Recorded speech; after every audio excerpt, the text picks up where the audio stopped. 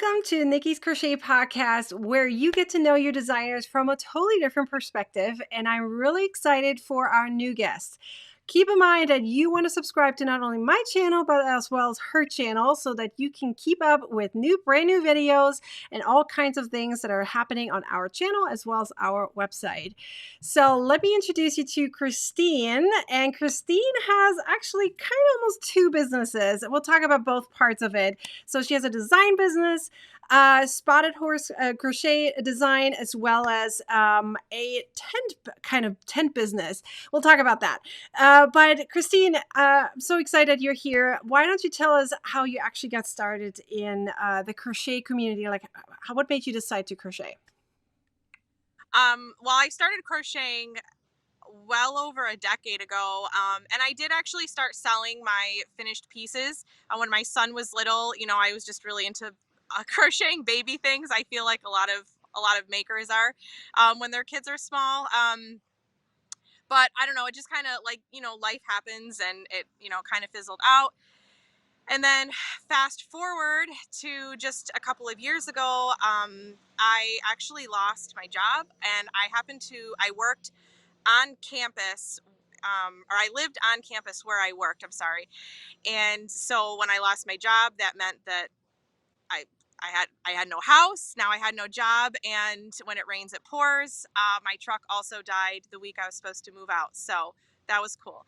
So my sister graciously opened up her home to my son and I and our animals, and we headed to Illinois.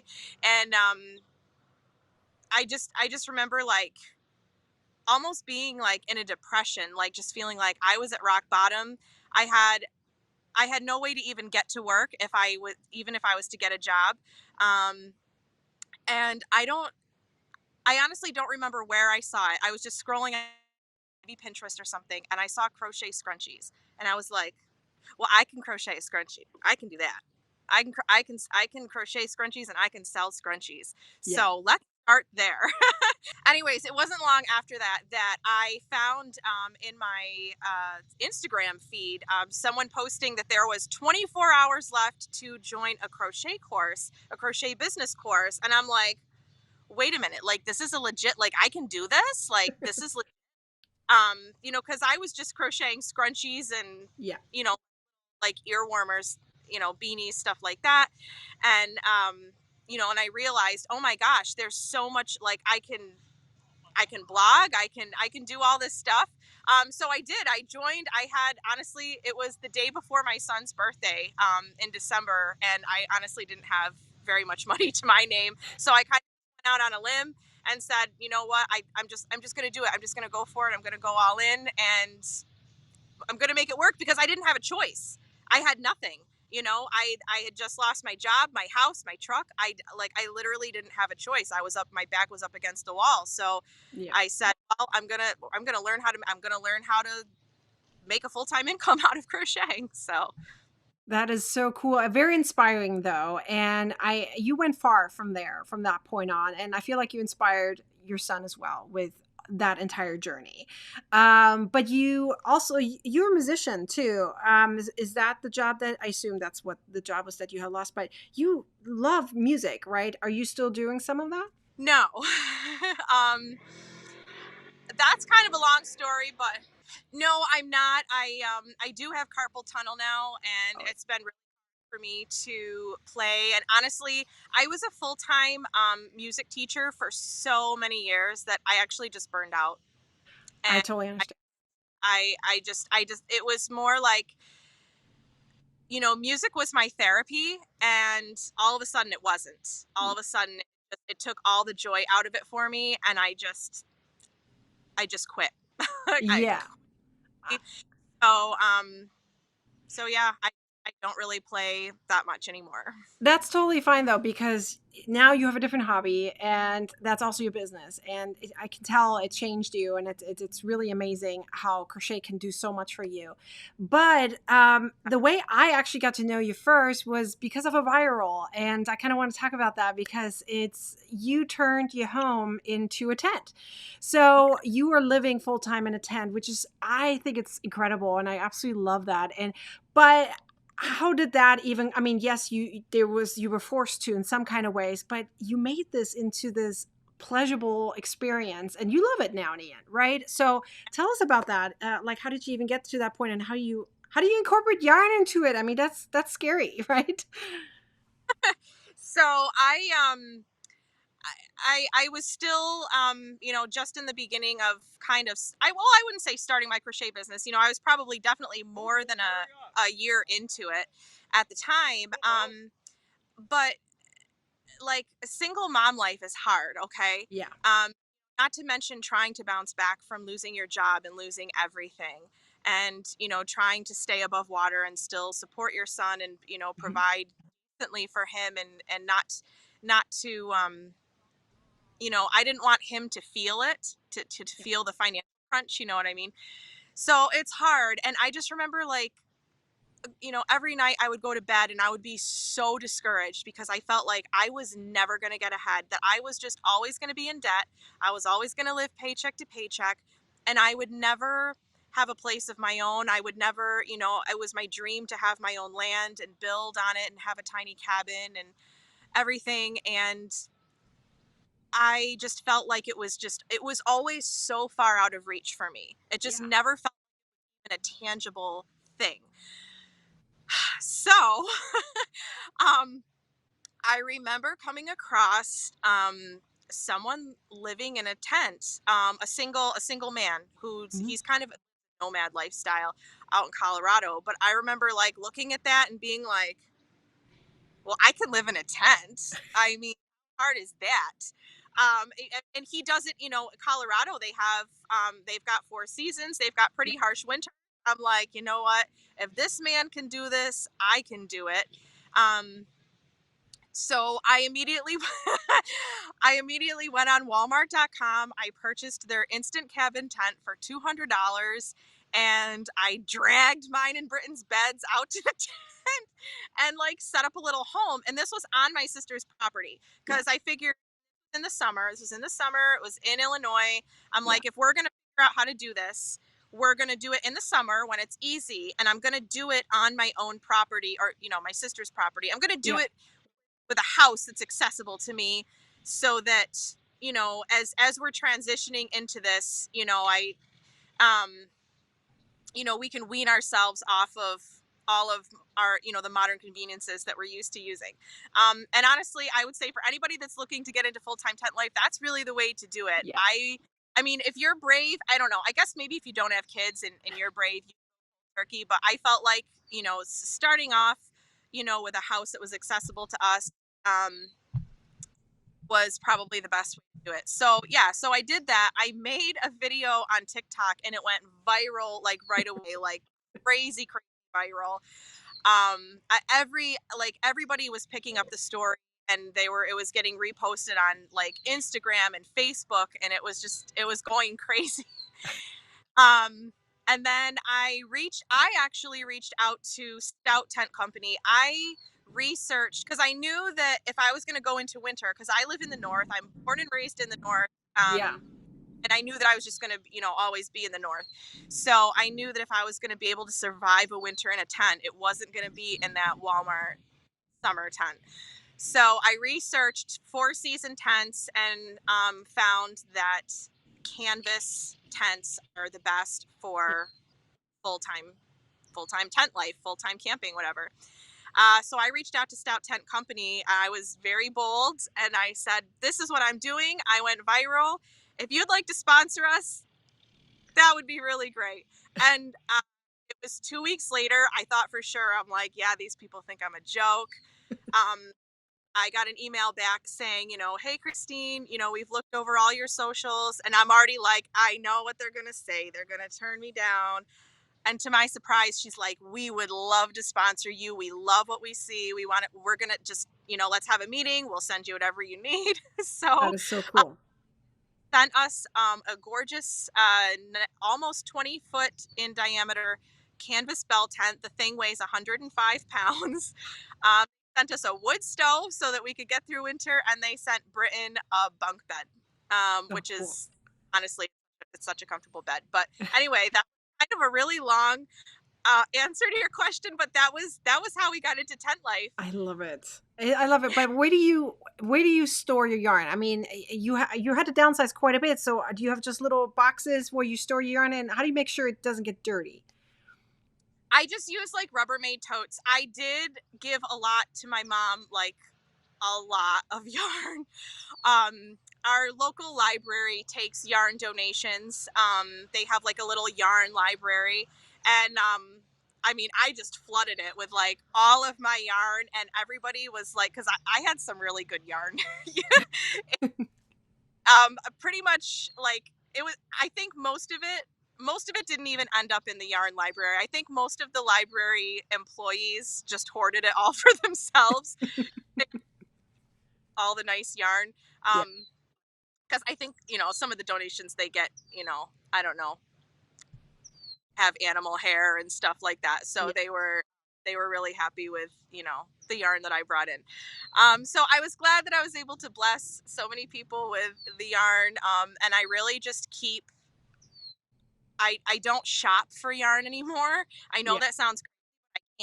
I can't walk into a craft store. I can't shop the sale racks anymore because I don't have a place to store it. Yeah. So I literally have to either when I design something, I reach out for yarn support, and that's the only yarn that I have, Mhm. or I'll go to the store and get exactly what I need.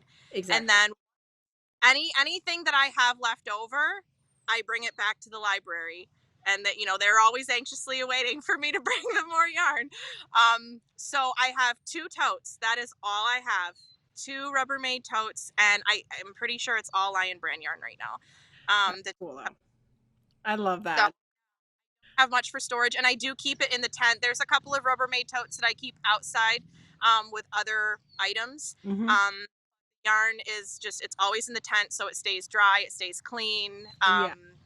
And yeah, it doesn't. There's no. I know a lot of people think that the tent is probably really humid or like moist inside, but it's not. Definitely with the canvas material.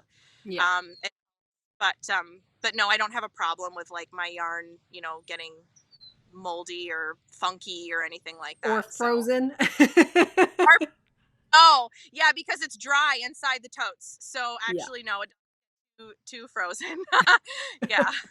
But did you have your yarn freeze up during the winter at all? Like something that you may have left out or something? Like a frozen hard skein of yarn? Well, I will say that because that I film everything outside. Like everything I do is outside. All of my YouTube tutorials, whenever I shoot photos, even my photo tutorials for my patterns that I write, everything is shot outside. It doesn't matter what it's doing outside. Doesn't matter if it's -10 outside or Yeah. if it's 9. I'm shooting outside. Mostly because I don't have a choice, but also that's my aesthetic, and I prefer that. But anyways, um, I did when everything started melting this year. I did find some tapestry needles I was missing. I did find a hook I was missing, and yes, there was a frozen skein of yarn that fell. So I did find some things once the snow melted, and I didn't know it was there. It wasn't till the snow went away, and I was Yeah. like, oh, well, surprise, surprise. There's I was missing. That's hilarious. But you also have animals that live with you. And have they decided to take on the crochet world for their own pleasure? Yeah, all of them. My cat loves the yarn. Yeah, sometimes it can be difficult, especially when I'm outside filming. My cat always wants to jump up on the tree stump because I film, as you know, over a tree stump. That's my table or whatever. She always wants to jump up and play with the yarn, and it's a problem. Um, and then the dogs, yeah, I need to just like lock them out of the tent sometimes. I got to zip everything up and just. Sounds good. Um, But have you inspired your son yet to try out crocheting or do something with yarn? I mean, he's in an age where you could explore it, but he could also be old enough where you're like, nah, I don't want to do this. Actually, a little bit. I don't think it's something that he's going to take on full time, but he's definitely like he enjoys learning. He's learned the basics like chaining and single crochet. You know, and he really just does that. Like he'll chain and then, you know, and he'll try to work the single crochets in, um, and stuff like that. But he hasn't really taken it any farther than that. But I will say, because of the other male crochet designers, Yeah. thanks to um that's honestly what's inspired my son more than I have, is, you know, seeing the other, you Yeah. know, the other guy, which, you know, he just he gets a kick out of that. So I love that because it is not just a female, pleasure activity. It is literally for anyone, and even any age. Because yes. we're coming to the point where we're really seeing that it's not just for old people, and it is literally for anyone. Even little kids can start learning how to crochet. It does not matter how old you are, what gender you are, and whatever. It's for anyone, and I love that. But I do see that some of your designs, although you are in a four season environment, seem to have some desert inspired motifs on there. How did that come about? Is that where you tend to hopefully be at some point, more in a desert in a hot heat? Or do you just seem to like cactuses? So yeah, that is a question that I've been asked more than once, because people do, like, so you live in the north, and like, you guys don't have north. No, don't. So it all started when I designed my very first crochet pattern, which was a cactus mason jar cozy. And it's just a mason jar cozy with a little bobble cactus on it. I designed it originally not because I was trying to be a crochet designer. I was still a maker at this point, and trying to make it, you know, make a full-time income off of just making things. Um, so I had no intention of designing, but I had a horse girl friend in Arizona who, you know, she's kind of a health nut. She loves her morning smoothies, and I wanted to make a gift for her. And I thought a cozy with a, you know, what if I put a cactus on it? Because she lives in Arizona, you know. So I made a few of them up, and you know, they all kind of looked kind of funky to me. And then I finally did take a photo of one of them and posted it in a crochet group, just asking for opinions. I'm like, hey guys, like, does this look weird to you? Like, does this look okay? I'm trying to make something for a friend, and you know, I'm not really a designer. When I tell you, I had hundreds of comments going, where can I get this pattern? Oh my God. How do I get my hands on this pattern? And I'm like, well, I mean, I get up, but like, I just wanted to know if it looked all right, but okay. So, yeah, so I made the jar cozy from there with the cactus on it. And then the next idea that I had in my head was my cactus wall hanging, a big wall tapestry with a big bobble cactus. I'm like, okay, so if people like the little skinny cactus, they're gonna like a big bobble cactus now. Um, so um I guess you could say that's where the cactus, like, yes, eventually I do actually want to live in the Southwest, if even if only seasonally. I do, it is my dream. Not to go off on a rabbit trail, but you did ask. It is to go live out west. So yes, I do, but that's actually not really why I started creating things with cactuses on it. It was the people. It was the Yeah. people that they, and I'm like, okay, I can do this. And then there I was like, I think I think I'm going to be a crochet designer. I think I'm not going to make anymore, and I think I'm going to start designing. I Um, love that. But is that still one of your favorite designs to crochet, or use the cactus as the inspiration for future patterns, or is there something else that you actually prefer crocheting over that? um, I do like I do like using cactuses in my design. I did actually just design a winter beanie with little, like, cactuses all around. And I'm really excited to release that one. Um, but I would say, I think in general I like color work. Yeah. Um, color work. I like doing tapestry crochet. So I would say, though, it's hard for me to pick one thing, but I do like using cactuses, because I mean, who doesn't want a cactus on there? Cactuses just make everything better. You know, Yeah. when in doubt, add a cactus to it. Okay, Yeah. if you don't know what cactus, there, problem solved. Um, but I like tapestry crochet as well. So those are both. You know, I gravitate towards both of them.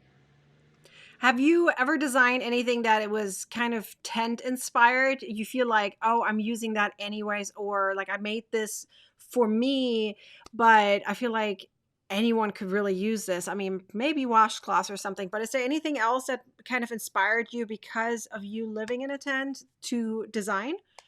A couple things actually, and again, these are designs I have not released yet, but they'll be out soon. I did a nice big chunky blanket because again, I live in the north and I live in a tent. There's no insulation, so rely on a fire to keep us warm. So I did design like a nice big chunky blanket, and I'm naming it the fireside blanket.